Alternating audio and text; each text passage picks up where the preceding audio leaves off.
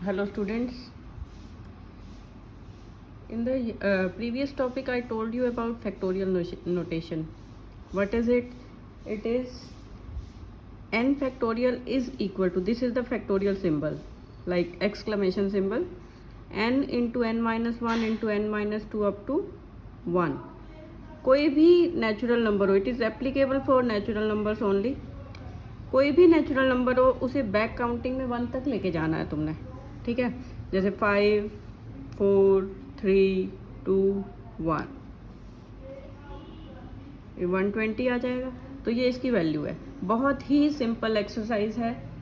You can easily solve all the questions. I am doing 1 और 2 for you. Like question number first, second part, 4 factorial minus 3 factorial. देखो क्या आ जाएगा, 4 into 3 into 2 into 1 minus 3 into 2 into 1, 24 minus 6, answer is 18. Right, so the answer is 18. Clear? Now question number 3, second is almost same.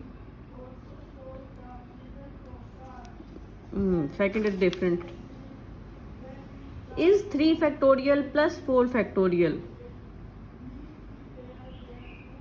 is equal to 7 factorial?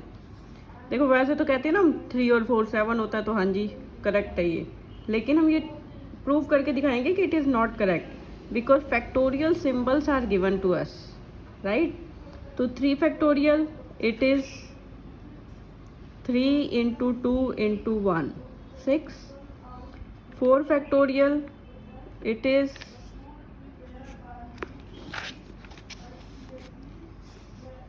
4 factorial is 4 into 3 into 2 into 1, 24.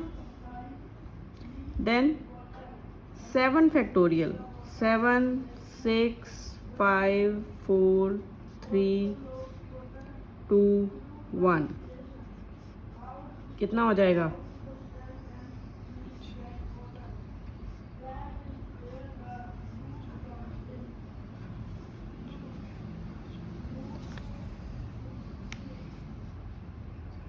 120 into 6, 720 into 4 7,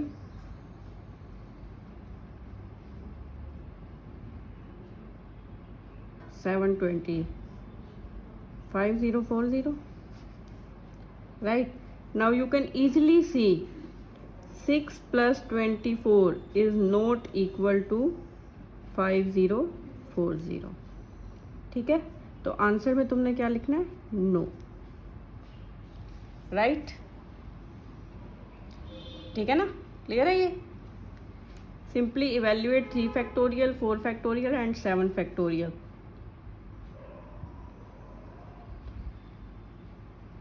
Okay, now question number 3, it is a very important question, generally given in 1 mark. 8 factorial upon 6 factorial 2 factorial. देखो जब भी ऐसे division में दियो, तुम्हें पता है कि हमने बैक काउंटिंग में जाना है, तो हम थोड़ा सिंप्लीफाई कर सकते हैं. 8 इज़ ग्रेटर देन 6, तो अगर मैं 8 को बैक काउंटिंग में ले जाके, देखो आगे क्या आना है, 6 5 4 3 2 1, उसे हम 6 फैक्टोरियल लिख सकते हैं. 6 फैक्टोरियल ही क्यों लिखा? क्योंकि डिनोमिनेटर में था, कैंसिल आउट हो जाएगा. 2 फैक्टोरियल को हम लिख देंगे 2 इंटू 1. ये चीज़ तुम्हें बहुत करनी पड़ेगी, इसलिए इसकी हैबिट डाल लो. 28 इज़ द आंसर. राइट,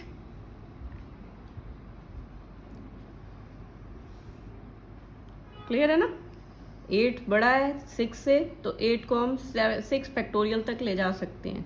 तो हमने इसको 6 फैक्टोरियल तक ले गए, डिनोमिनेटर से कैंसिल हो गया. 2 फैक्टोरियल इज़ 2 इंटू 1, तो 2 4 ज़ा 8, तो 4 7 ज़ा 28 आंसर आ गया.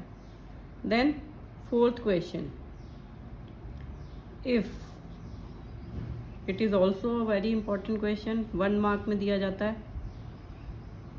x upon 8 factorial. देखो 3 फैक्टोरियल्स दिए हुए हैं तुम्हें, 6, 7 और 8। सबसे छोटा कौन सा है? 6, और सबसे बड़ा कौन सा है? 8। 8 और 7 दोनों को हम 6 फैक्टोरियल तक एक्सपेंड कर सकते हैं। ऐसा करने से हमें क्या मिलेगा? हमारी जो कैलकुलेशन है वो थोड़ी सिंप्लीफाई हो जाएगी। तो ये तो 6 फैक्टोरियल ही रखेंगे। 7 फैक्टोरियल को मैं लिख सकती हूँ 7 इंटू 6 फैक्टोरियल, और 8 फैक्टोरियल को 8 इंटू 7 इंटू 6 फैक्टोरियल। अब देखो 6 फैक्टोरियल कॉमन आ रहा है दोनों साइड से, यहाँ तो 1 + 1/7 रह गया, यहाँ x upon 8 into 7 into 6 factorial रह गया। 6 फैक्टोरियल कैंसिल, एलसीएम ले लो इसमें। 7 + 1/7 is equal to x upon 8 into 7, 8/7 x upon 8 into 7। देखो ये 7 से 7 कैंसिल, दोनों डिनोमिनेटर्स में है, तो x की वैल्यू क्या आ गई? 64 आंसर।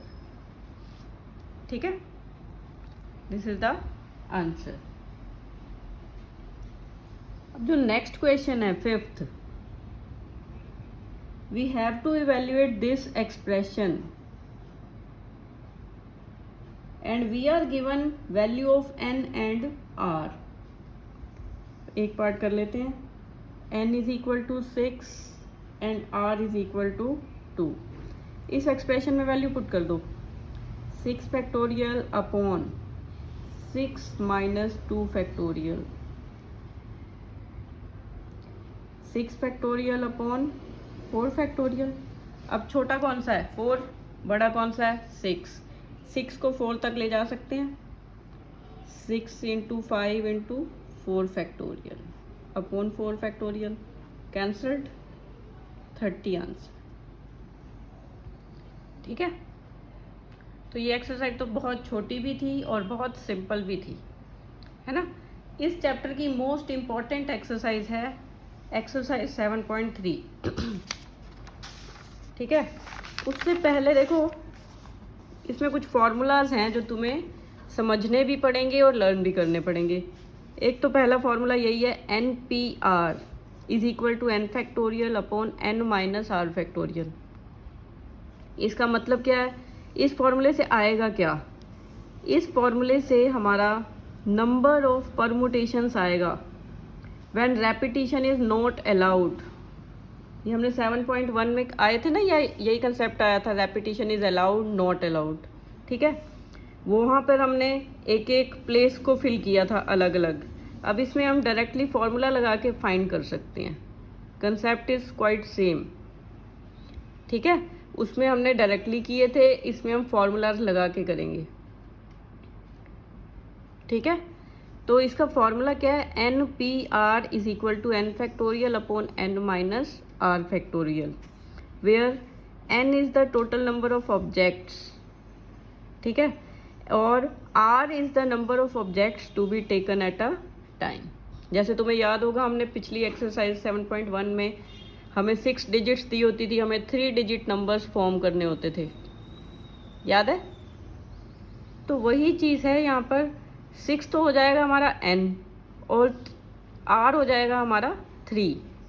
ठीक है, तो ये ध्यान रखना है, नॉट अलाउड के लिए ये यूज़ करना है NPR, जब repetition is not allowed.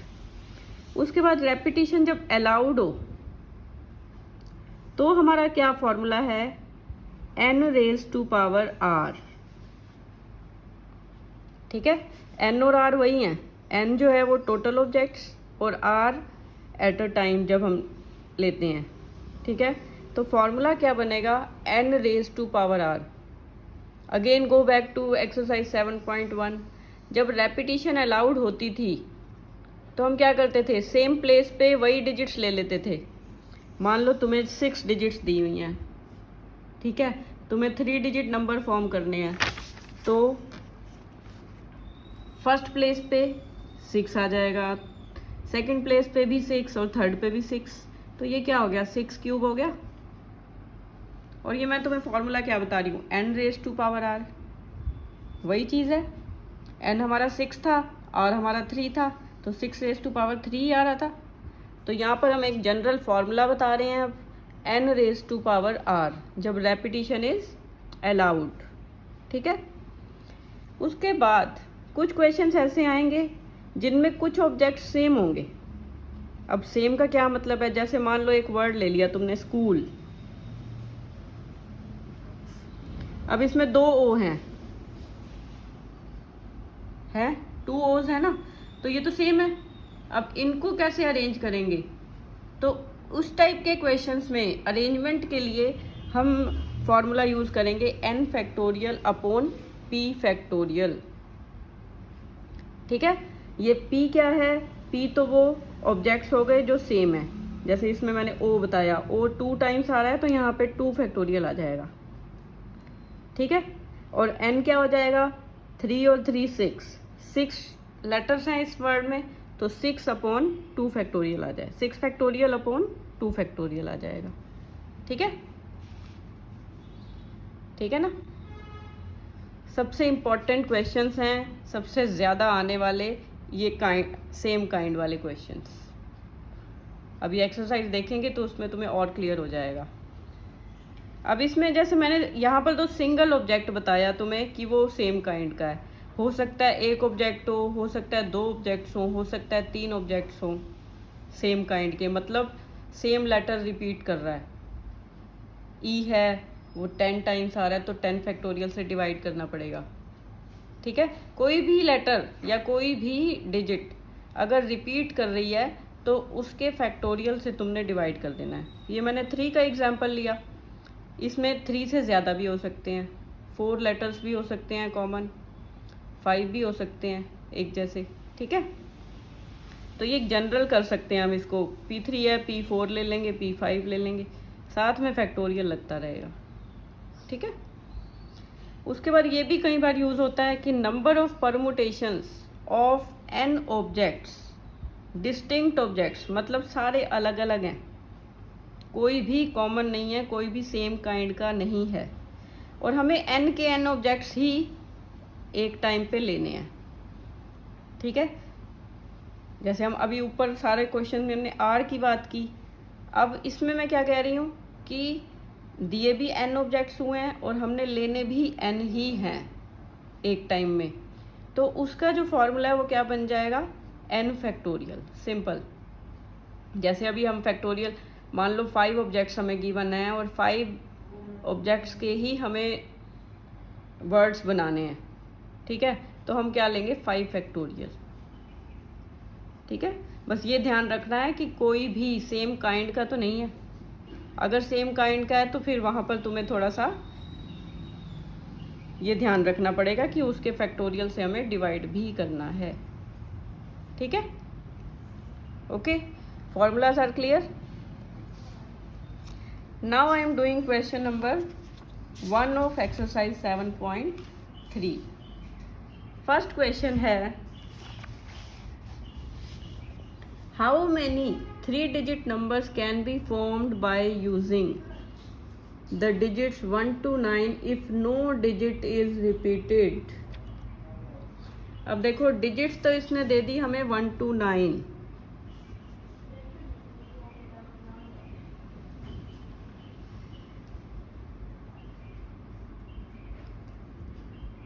Total number of digits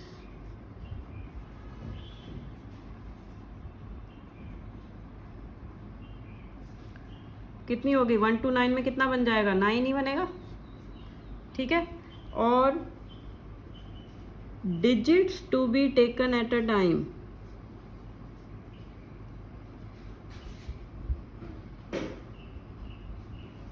it is 3। ठीक है। अब तुम में याद हो 7.1 में हम क्या लिखते थे, first place can be filled in these ways 9 ways, second place can be filled in 8 ways, ऐसे लिखते थे। ठीक है। अब इसमें हम क्या कर सकते हैं, repetition is not allowed, it is given to us. तो कौन सा फॉर्मूला चलेगा, NPR का चलेगा, रेपिटिशन इज नॉट अलाउड। ठीक है। बहुत ही क्लियर है क्वेश्चन, एन भी क्लियर हो रहा है, 9 है, और आर भी हमें क्लियर है, 3 है।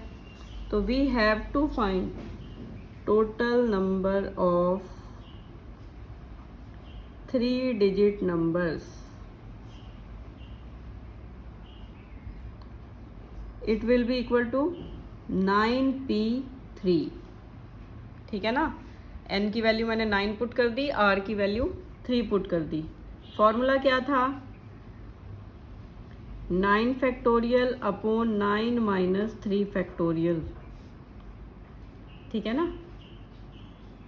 अब 9 फैक्टोरियल अपॉन 6 फैक्टोरियल। देखो अगेन 9 को हम 6 तक ले जा सकते हैं। 9 8 7 6 फैक्टोरियल अपॉन 6 फैक्टोरियल कैंसिल हो जाएगा।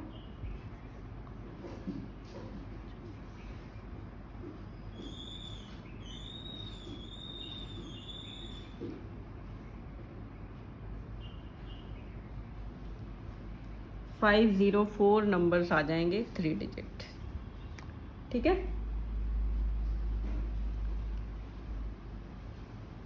ओके। नेक्स्ट भी ऐसा ही है, थर्ड भी ऐसा ही है, फिफ्थ देखो। From a committee of 8 persons, in how many ways can we choose a chairman and a vice chairman, assuming that one person cannot hold more than one position? कितने person choose करने हैं हमने? 2। अब साथ में इसने ये दे दिया कि जो चेयरमैन बन गया वो वाइस चेयरमैन नहीं बन सकता। इसका मतलब क्या है? सीधा सीधा रेपिटेशन इज नॉट अलाउड। ठीक है, तो टोटल नंबर ऑफ पर्सन्स हमें कितने गिवन है?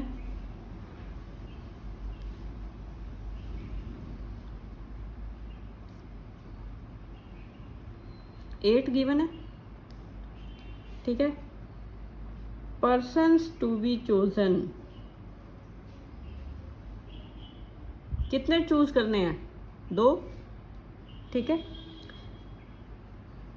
स्टेटमेंट से क्लियर है कि रेपिटेशन इज नॉट अलाउड। ठीक है, तो तुमने यहाँ पे स्टेटमेंट में क्या लिखना है? इन हाउ मेनी वेज लिखा हुआ है ना, तो total number of ways in which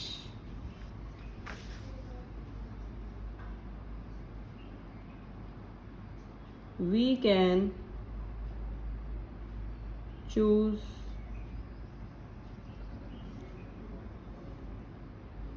a chairman and a vice chairman।